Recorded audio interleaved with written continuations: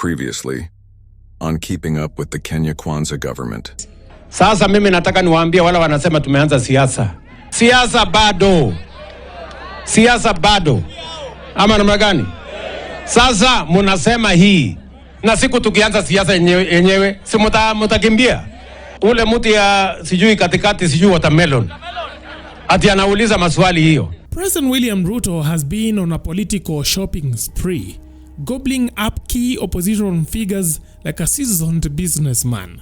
And this time, his target on his political shopping trolley is none other than Wiper leader Kalonzo Musyoka, one of the last men standing in Kenya's opposition trenches. Now it is official. The broad-based, blood-based government, blood-based, it is now official that what William Ruto is trying to do is to formulate his re-election campaign. While Ruto has successfully swallowed nearly 90% of the opposition's key figures, leaving the watchdogs muzzled and the corridors of power free from scrutiny, not everyone has boarded the Kenya Kwanza Express. Yes, even Raila Odinga, the man once synonymous with fierce resistance, has been seen causing up to Ruto in what appears to be a curious political tangle. But Kalonzo is having none of it. Instead, he has remained defiant, hammering both Ruto and Raila for what he sees as a grand betrayal of the Kenyan people. If as they sign at KICC, they do not come up with a formula to say we are going to compensate for the lives of the young Kenyans who are killed during constitutionally valid, constitutionally enabled demonstrations in 2024 and in 2023, because we lost close to 100 young Kenyans. If there is no formula out of KICC today showing Kenyans how they are going to compensate the families and the loss of lives because of police brutality, then as my brother say, nothing will come out of KICC other than betrayal of the Kenyan conscience. Now, this defiance, however, has rattled the ruling camp. The government's digital attack dogs have now turned their propaganda cannons on Kalonzo, launching a fresh wave of misinformation designed to paint him as the latest defector. The latest political drama episode is a viral video of Kalonzo strutting into the State House, clad in a sharp suit, allegedly en route to pledge his newfound alliance or allegiance to William Ruto.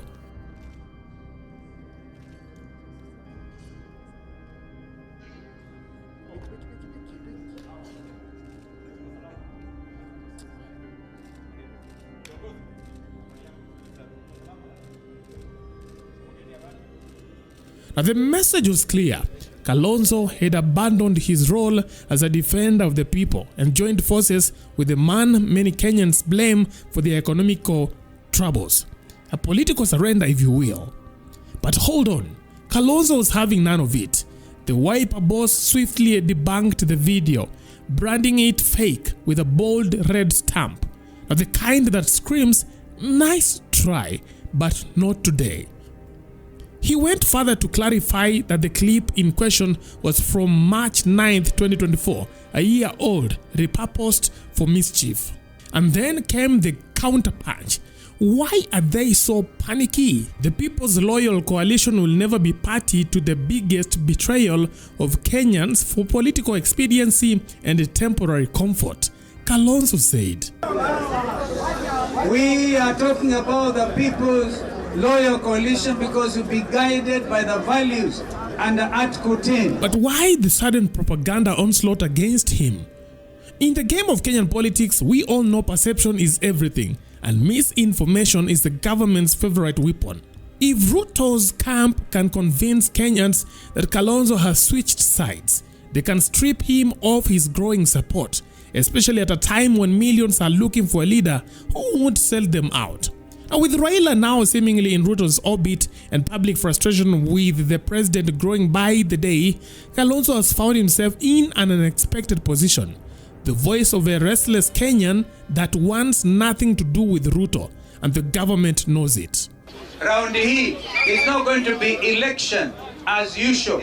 Round hii ni wa Kenya kujikomboa. We want to challenge the panel as I look at who is going to be the next chair of IBC, who is going to be the commissioner for IBC. They must come up with men and women of integrity. We are tired of people who end up being chairman and then when they die in infamy. And the easiest way to neutralize him is convince Kenyans that he is just another politician who has succumbed to the allure of power. But Kalonzo, ever the seasoned player, understands this game too well. He knows that in political landscape where trust is currency, the last thing he can afford is to be seen as a sellout. President William Ruto, that there's no need of talking about unifying the country around the broad-based government. Now it is official. The broad-based, blood-based government, blood-based. It is now official that what William Ruto is trying to do is to formulate his re-election campaign strategy. We want to tell him the country is so united, more than ever before. In fact, it has never been as united as it is since independence. Around one goal, to defeat William Ruto at the next elections. Personally, I know your heart. We went with you to a war that you are not going to get anything. You are not given any position. You stuck with Azimio in 2013, in 2017, in 2022. Huyo ni mwanaume mwenye bado tunaweza betray kweli? Lazima tuwe na utu. Na kama Ruto venye Gachagua alisema kama Ruto anapenda baba sana, then make hata president in 2027 kwa? Kama hakuna, hatutaki story ya selfish interest and ambitions. Tushikeni Stephen Kalonzo Musyoka atupeleke Canaan. Sawa sivyo? Mimi nitasema as it is. Ikikufurahisha ni sawa, ukikasirika pia ni sawa. After all, I'm the best member of parliament in this country.